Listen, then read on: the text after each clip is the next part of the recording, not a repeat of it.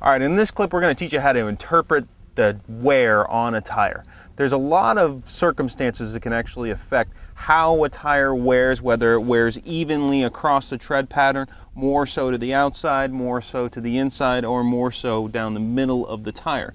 There's also what's called chopping or irregular wear, where you get a wave pattern on the outside or the inside of a tire. Wave pattern on the outside or inside of a tire can be caused by one of two things. Balance issue, or how a tire is assembled, as far as if it's heavier on one side than it is on the other, can cause a tire to bounce as it goes down the road, and you get these little wave patterns. So a high, low pitch on the inside or the outside. The other thing that can affect that is what's called toe. If a vehicle driving down the road and the tires are pointed in, that's more toe in. If a vehicle's driving down the road and the tires are pointed slightly out, that's more toe out.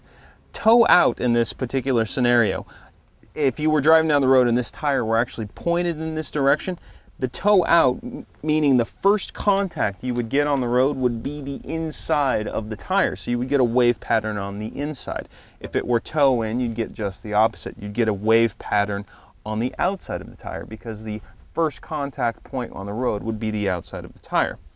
Now, if you got a smooth wear, more so on the outside of the tire, that would actually mean that the top of the tire is tilted outwards a little bit. That's called camber. The camber will actually point the outside of the tire outwards. If it were cambered in, you would get more so on the inside, or the top of the tire leaning towards the inside of the car, wearing the inside of the tire out. If it's worn evenly on both the inside and the outside, but you have more tread on the center of the tire, that's usually due to underinflation, meaning that the tire is bowing slightly as it touches the ground, so you get a contact patch that's more on the outside and the inside, but you're not wearing the center. If you wear out the center of the tire first, it's usually due to overinflation, or the tire has too much air pressure, and so causing it to bulge out, and you just touch the inside, or the center of the tread as you drive down the road. Now, an important thing to note: all tires have what is called a wear bar that will show you when it's about time to consider replacing a tire.